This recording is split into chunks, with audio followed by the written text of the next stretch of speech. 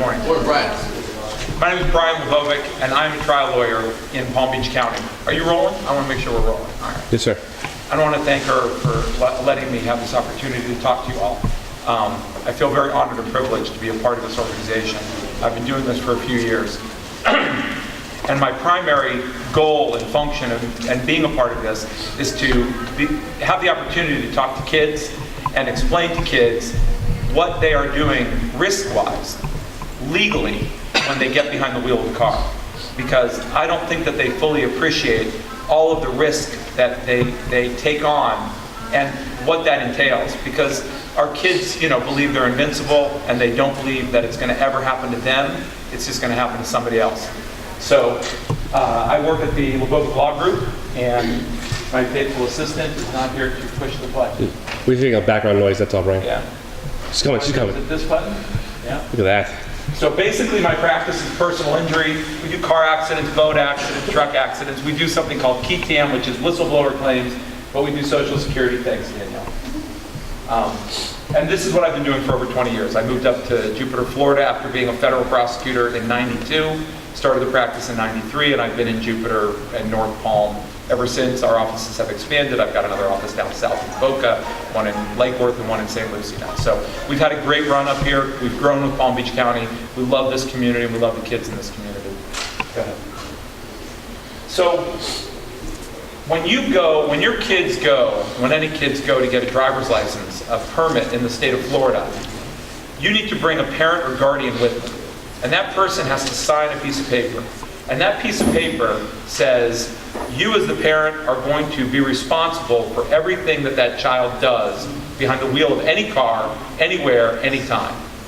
Now, they do that, go ahead, not because they want your permission. They do that because your kids don't have any money. And when you sign off on it, you're putting your bank account, you're putting your house, you're putting your stuff in your garage on the line, so that you're putting it up and saying, I'll put all that at risk to let my kid have the privilege of driving in the state of Florida. And that's the only reason. You sign on to the liability. And that's a very scary, scary function in life for us, that we go ahead and do all the time, and we give this insanely dangerous weapon to our children, and we give them the keys, and we say, go ahead, drive around, have a good time. So this is the statute. The statute says very clearly it must be signed and verified by a mother, father, or guardian, and that anything that they do, number 2, will be imputed to the person who signed the application. In other words, anything that they do behind the wheel of that car goes on you. They're, yawning, and they clip somebody from behind. They go through a stop sign, and they, run somebody over. Anything they do, it's on you. And not just in your car. If they borrow a friend's car, it's on you. So it's always on the person who signed that piece of paper forever until they turn 18 or they're emancipated. Okay. That's the form. If you guys go, you'll see it. Go ahead, I don't want to spend a lot of time on this. And this is the type of thing that can happen when you're involved in cases like this. The verdicts that are coming out now are very, very far apart. We're seeing verdicts because juries do not believe that people are hurt in auto accidents. So you've got a lot of juror skepticism out there. So when jurors come in, they come in saying, I know all of these little claims, and we think the trial lawyers are not untrustworthy. You're bringing all of these claims that we don't think are a big deal. And when it turns out they are, they swing to the other extreme. So they go from we don't really believe it, to here's millions of dollars. Once they realize that it's a true claim and there's a real reason to be there, they're very generous. And we are seeing that, and we're seeing that published more and more. 0 verdicts, $1 million verdicts. There's not a lot of middle ground verdicts out there any longer. Not as many. I'm seeing this growing over the last couple of years. In this situation, this is a woman who was killed. That's a big deal. And it was due to a young man who was recklessly driving. But the real thing was that he was speeding and texting. And that's the type of thing that's going to drive juror anger and is going to drive juror verdicts up. Go ahead. Another big verdict, a woman wins $4.3 million because she had brain damage. So let me tell you about the brain damage that's going on out there. there is new technology called DTI tensor MRIs. And these DTIs are able to pick up brain injury. In other words, neuron shearing in the brain. And when jurors see that you have a brain injury, they're exceptionally generous. So somebody who gets into an accident, has a small amount of brain injury, can get millions of dollars, which we never were able to, as trial lawyers, show to a jury before. This is new technology, it shows new injury, it's driving verdicts and damages. And as somebody out there, you need to be aware that that's a very significant risk that is coming into play because the technology is catching up for us to be able to prove that to a jury. Where before, somebody was like, oh, I'm a little forgetful now after the accident. That was like, oh yeah, jurors were very skeptical of that. Now I can show that there's an actual tear in the neurons of the brain. Jurors feel a lot of sympathy for that. Okay. So every child that's out there, almost every child, I know that there's the occasional odd child. We all think that they live with us. Oh, my kid is the best. She sits in a room, she studies, she's completely wonderful, and when she drives, she's perfect. She's 10 and 2, always stops at a stop sign, never drinks, doesn't party, doesn't do anything like that, right? So I'm talking with one of those kids' parents one night, and I was investigating another boy that his mom caught him smoking pot. And we were trying to figure out his group and where it came from. And so in talking with this mother, she was convinced that her child was the most perfect child and that it was completely wrong that I was, talking to her about this, was insulted that I was talking to her about this. When we finally traced it back, her kid was the dealer. So that was very surprising for her. We all believe our kids are angels. Our kids are not angels. Our kids are out there. They're kids. You were a kid. Think back. I know that my kids are way better than me, right? I want to believe that, but I'm probably wrong. I'm probably wrong. The kids are out there and they party, they smoke pot, they drive drunk, they use your drugs, they steal your Percocets. I mean, this stuff is going on all over the place. It's going on from the highest level of economic capacity to the lowest level of economic capacity, and every culture in between. All of these kids are out there partying and drinking and driving. And you gotta make sure that you keep that out of your kid in any way that you can. All right? What does it mean to be held liable for the wrongs of your kid? And what can you do to prevent it? So there's very little you can do to prevent it other than, number one, don't let them drive. Like, just don't sign the paper and say, I'm sorry, until you're 18, you're not driving a car. I'm not gonna sign off, period. So you can do that. I mean, that's a very fair thing to do. Some parents choose to do that, most don't. The other thing you can do is you can insure it. You can go ahead and buy a huge amount of insurance, and then you don't really have to worry about it. If you don't mind paying a giant bill, you get a huge amount of insurance, and God forbid something awful happens, insurance steps in, and if you've got a couple 7 figures of $2, $3, $4, $5 million of insurance, pretty much whatever the injury is, it's going to be covered. So there's that method. And then the other thing is you can emancipate them. You can get them married and kick them out of the house. So when you do that and they're emancipated, you're off the hook even between 16 and 18. So those are kind of your 3 options on trying to protect yourself. Even if your kid drives, like I said, somebody else's car, it's too bad if you sign the form. Even if you tell him you don't have permission. I'm sorry, I didn't give my kid permission. He has to listen, and he goes out, and he sneaks out the window, and he sneaks to a neighbor's, and the neighbor kid goes out, and they take a joyride in the friend's car, and they kill somebody. You're on the hook. Doesn't matter. All right. So what does it mean to be negligent? I'm not sure that people really understand what this means, breaching the duty of reasonable care. So there are 4 legal standards that you have to cross to have a lawsuit. The first is duty. In other words, do you have the need to have a duty? In other words, did you have a duty to protect somebody? And by signing that piece of paper, you are saying that I have the duty to stop my kid from driving a car at all costs, to hurt him, period. So it's a very simple duty. If your kid does something negligent in a car, right? 2, breach. In other words, you breach the duty. The fact that they got into a car and drove it is all the breach that you need in this kid transition. 3, causation. Did the wreck cause damages? And then 4, how much damage did they cause? And when that happens, and you can cross those 4 thresholds legally, then you start looking at past and future medical bills, past and future lost wages, and past and future pain and suffering. And that stuff adds up really fast. So we had very simple cases, and I'm going to go through one here. I think that it's on the next slide. Okay, so before we get to the case, let's just talk about the types of insurance. Automobile insurance. We say we have full coverage, right? What does that mean in Florida? I got full coverage. I hear this all the time. What kind of coverage do you have? I got full coverage, not a problem. When an agent tells you you have full coverage, you have to ask, what does that mean? Because full coverage could mean that you have a lot of different types of coverage, or it could mean that you have the state mandated amount of coverage. That is $10,000 of PIP insurance and $10,000 of property damage insurance. PIP insurance is why we call this state a no-fault state.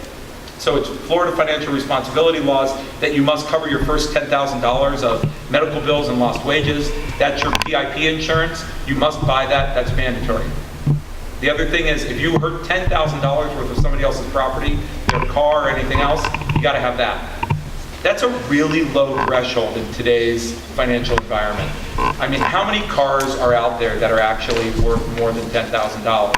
How much damage can be done to a car that's more than $10,000? So $10,000 is certainly not enough PD to be covering cars in today's environment. In 1974, when we passed the law, $10,000 probably covered a majority of cars. I don't think that it's doing it today. So we are completely underinsured by state mandate.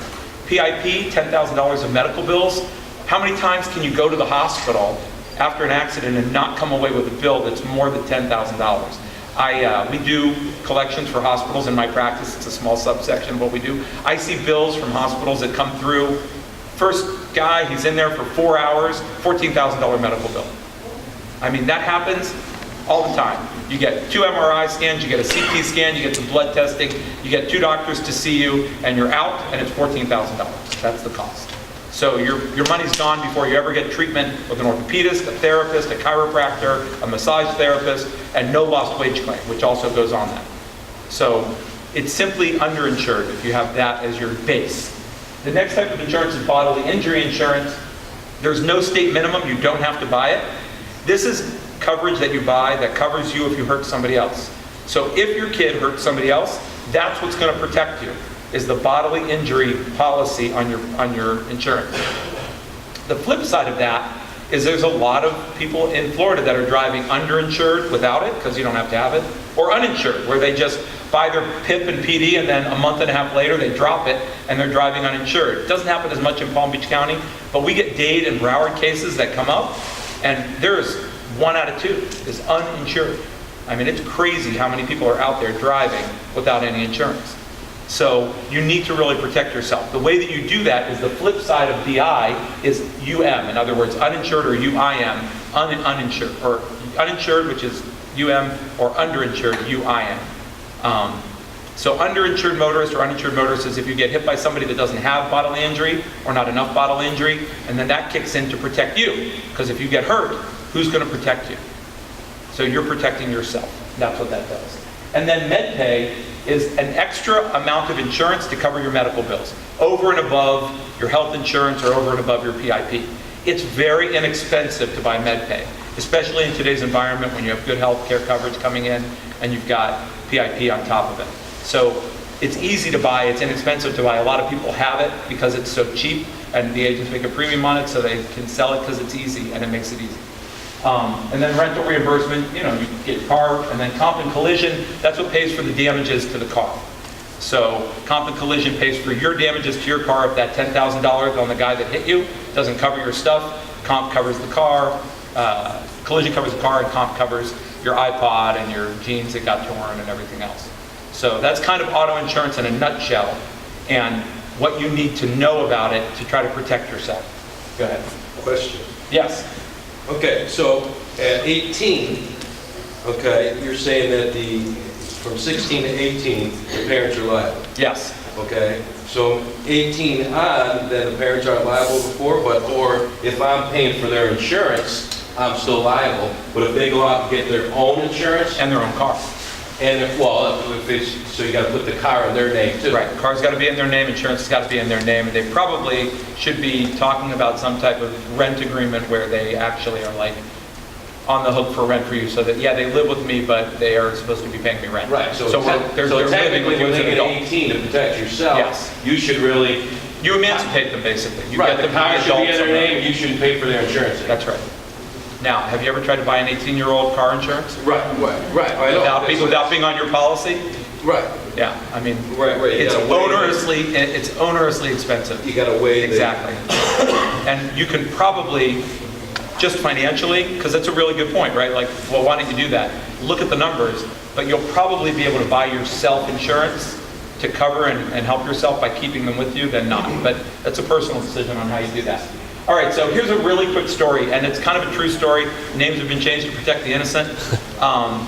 Ned is a client of mine driving west on Indiantown Road. He turns actually left onto Loxahatchee River Road, but he's there, and a young boy who was had his license for 2 weeks hit him from the rear. He was playing on his iPod. Now, an iPod was the old iPod with the little roller, and he had it with an aux cable into the car, so he was trying to get it to play through the car.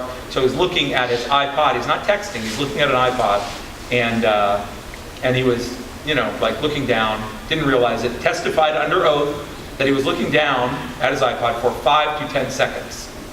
So just very quickly, just because I'm curious, I'm going to time this. Everybody, cover your eyes, starting now. Don't uncover them. Don't uncover them. How many people should be driving uncovered this long? That's 10 seconds. Juries don't like that at all. That's a really bad exercise to do to a jury, because it just shows that the kid was completely and utterly reckless behind the wheel of the car. No one can drive that long with their eyes closed, right? That's just wrong. So he ends up hitting my client. My client was in a truck, did frame damage to the truck.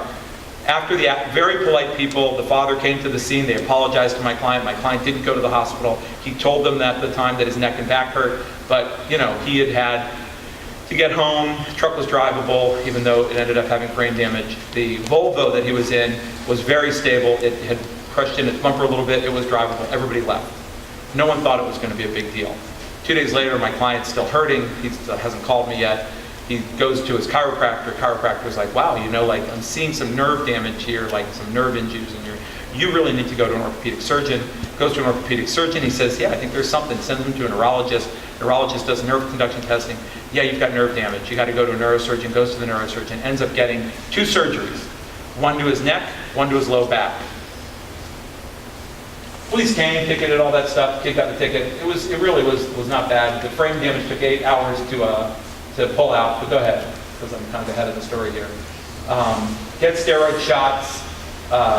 Ends up getting the surgery. Medical bills after surgery are $297,000. Nice people. No one dislikes each other in this. He knows it was a kid. He knows it was bad.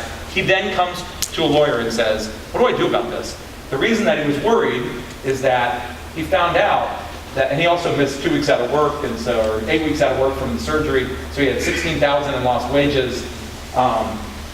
The total damages when we did a financial analysis for what it would go over the course of his life, and the fact that the surgeon said you probably are going to need another surgery from future damage, because if you look at your back, if you fuse a level in your back, it creates a mobility issue where now the upper level and the lower level are now being stressed more, and they break down over time, and a lot of times they need to be fused in the future. So in looking at the fact that his discs were already at a 50-year-old guy, everybody has degeneration in their back. We're at a point where he could see that in the next 10 years he was going to need another surgery. So the medical bills in the future were huge. With lost wages and medical bills, it was about $1.5 million of damages. This was from an accident that no ambulance was called in. It just happens. Go ahead. Teenage boy's dad had $250,000 of insurance. This is the problem. I have $297,000 of medical bills, $250,000 of insurance, plus 10 grand of medical payments insurance from HIP, from my client's policy that paid for 10. So we're at 260, and he has, what is that, $1.3 million in future damages? Somebody's got a problem, right? So unfortunately, the insurance company wanted to fight about it. We filed a lawsuit. We ended up going through an entire lawsuit. And when we're doing the lawsuit, this comes out, this information about what caused the accident. Very nice. I talked to him. I'm like, so what caused the accident? He's like, I was doing this thing with my iPod, and I looked down, and I said, how long did you look down for? Between 5 and 10 seconds. And I was like, stop. because I didn't want to hang the kid. I said, stop, think about this for a minute. 5 to 10 seconds is a long time to look away from the road. He's like, yeah, I did. 5 to 10 seconds, probably more like 10. This is his testimony. I'm not setting the kid up for, hanging his parents, but this is what kids do to you. So this is his testimony. I walk out of the deposition. I walk back into my office. We write a motion. Motion to claim punitive damages. What are punitive damages? Punitive damages are punishment damages. All right? It says the behavior that you were driving in was so bad that it was tantamount to being reckless. And we have a law in this state that says you can't text and drive. And that law, the real effect of that law is not on the criminal side or on the civil, infraction side, because it's a secondary infraction. So there's all this stuff about that we can't pull guys over for it, and it's wrong. Like if this happens and something happens, we can't stop texting and driving, right, with the criminal or the civil infraction that's out there, because it's not easy enough for people to get pulled over and get a ticket for it. You understand that? You can't be pulled over for texting and driving. It's a secondary infraction. You have to be weaving, you have to hit somebody, something has to happen. Then you can get a texting and driving infraction. All right? The real effect on it is that judges in civil cases now will look at that, and anything you're doing on a handheld device, if you do that while you're driving, a judge is going to give that plaintiff's lawyer the right to get punitive damages against you. They will take it and say, that was reckless, under this intent of the law, I'm going to allow a punitive damage claim. We do that.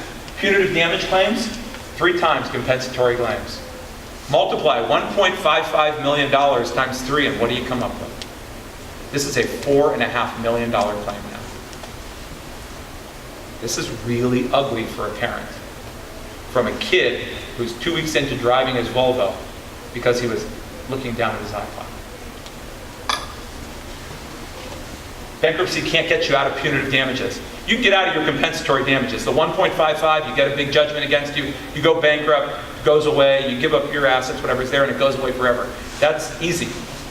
The $3 million of punitive damages, never goes away. It will haunt you the rest of your life. And this is the message that I want to bring to the kids. Because when I start talking to them about the fact that something as simple as this can lead me as a plaintiff's lawyer to own you for $4 million for the rest of your life, earning interest at 12% per annum over the course of your life, you'll never pay me off. You don't make enough money to ever pay me off. I'm going to garnish your wages no matter where you work, take 55% of your income. You will work for me your whole life. And that money will come to me, and I'll just shovel it right to my client, because they're the ones that are hurt. You lose all this stuff, right? College funds, bicycles, the motorcycle you have, your nest egg. I put this picture up here, the dog, right? Like everybody likes the dog story, right? I tell these kids, this is what's going to happen when we get this big judgment. Your parents are going to immediately go into, oh my God, we are in such a bad state, we need to hide all of our money. We need to put it with grandma. We need to sell everything we can. I mean, like, no one's got to get all our stuff, right? So they start hiding money. And we start taking depositions. And I say to people in their deposition, because they're not prepared for this, so give me your keys. What's this key to? Thank you. You have a garage? What's in your garage? What's this? What's this? By the way, do you guys have any pets? Oh, you do? You have a dog named Fluffy? Awesome. By the way, that's just a piece of property to me. I can sell that at auction. You take somebody's dog to sell them at auction, and what happens? What's the effect of that on a family? The effect of that on a family is that everyone in the family goes out of their minds. They all come to the dad with the giant tears, welled up, we're going to lose Fluffy, right? And then I get a call. It's like, what's it going to take for me to save Fluffy? And I'm like, you go to everybody that you just hit all that money on, and you go get it back, and you give it to me. And that's what happens. Everybody goes and picks up all the money they can borrow, all the money that they gave away, everything goes, and it all comes, and it comes back to us, and it goes right back to my client. You don't get away with anything. And then if you try, a year later you get another deposition. Hey, what's going on in your life right now? Because you don't get out of it until you pay off the judgment. And I can do this over and over again. Like I said, you are owned. No one wants this. So what can we do to prevent it, right? The first thing that you can do to prevent it is you can exhibit good behavior.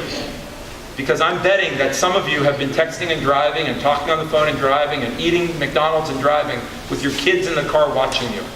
And I guarantee you, your actions speak louder than your words. And if they see you do it, they will exhibit that behavior behind your back because it's ingrained in them. So stop now. Tell them that you were bad and you got to stop it because today you learned. And when I meet with these kids, I tell them, today is the day it's on you, right? You didn't know this beforehand. Today it's on you. You are making an intentional choice to drive in a certain way, and when that comes back to haunt you, don't cry, right? You know now. There's no excuse.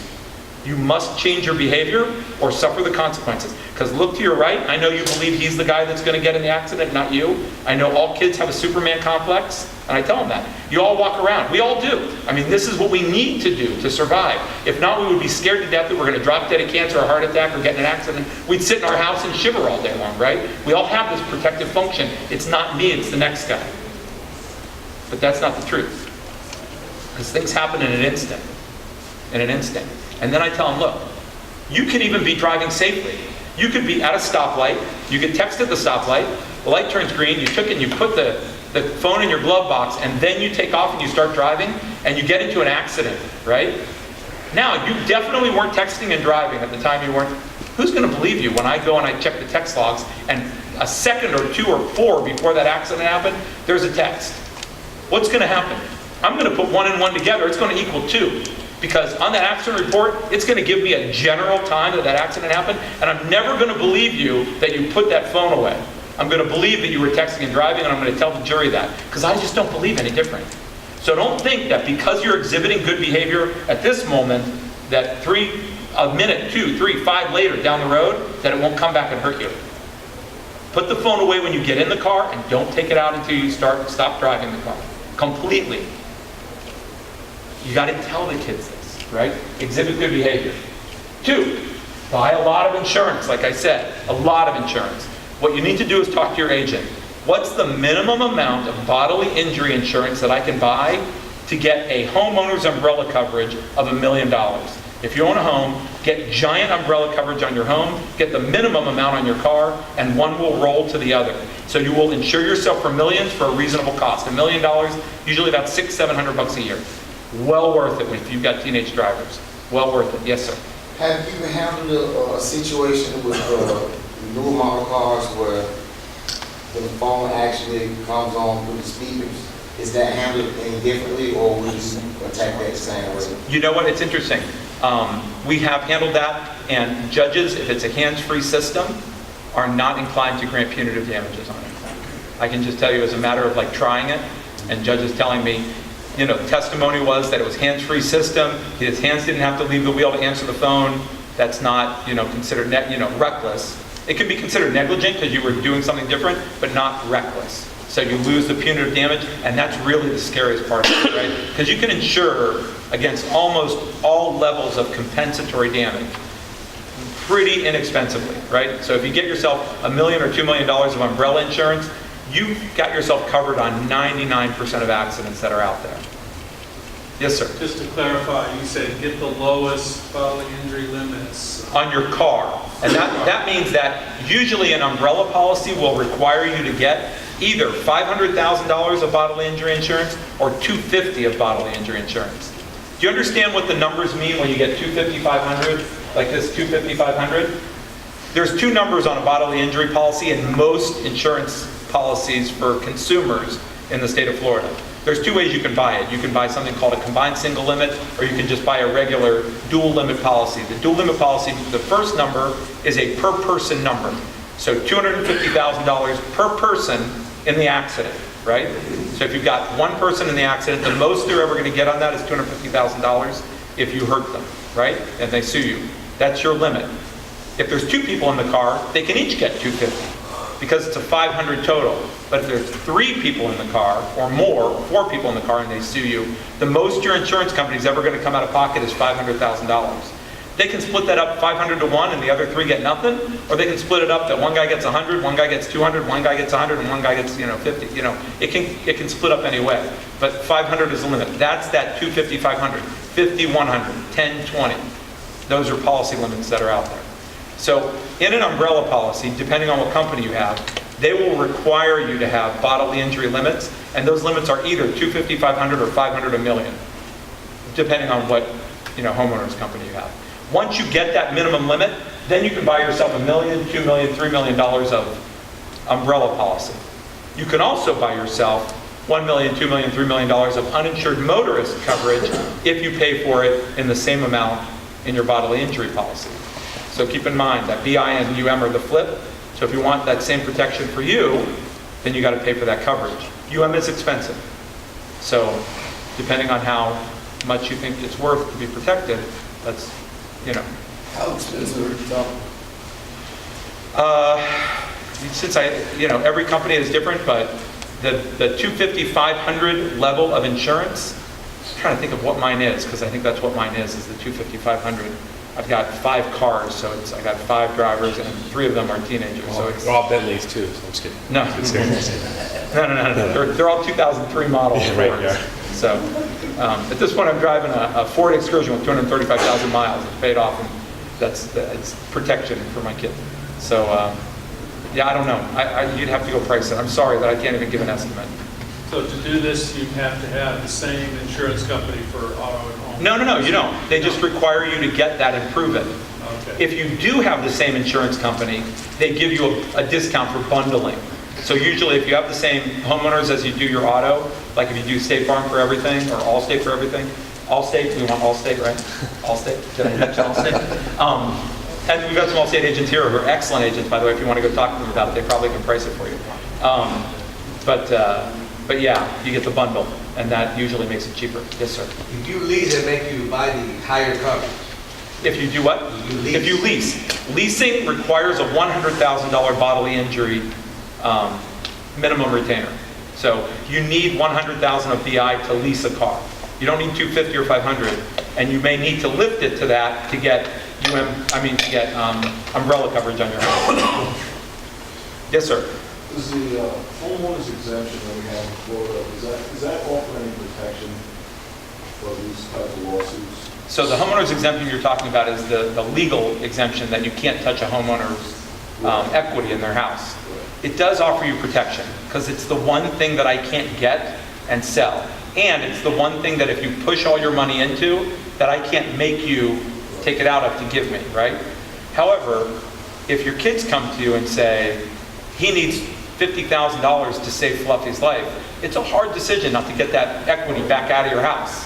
So I've had people come to me and say, all right, it's, so, all right. All right, so the other thing you can do is you can get your kids to see one of these presentations. If you haven't seen our presentation, this group of people that go to the schools, the police officers that come and help us and go to the schools and talk to the kids about this, get your kid or talk to Tara about getting your kids to see this while they're in high school. Because I will tell you that I think that we've had a dramatic effect on driving behavior, and it sticks with kids. To this point, we did one down here in Broward County, South Broward County, and that night my daughter said to me, "Did you tell some kids you were taking their dog today?" And so somehow that kid chain came up through the school systems talking about what they heard today about texting and driving, and that you're going to lose your dog if you text and drive. Don't text and drive. So that message is out there, right? Get them to see it. The amount of information we push on them in basically about an hour and 15 minutes is significant, and I think effective.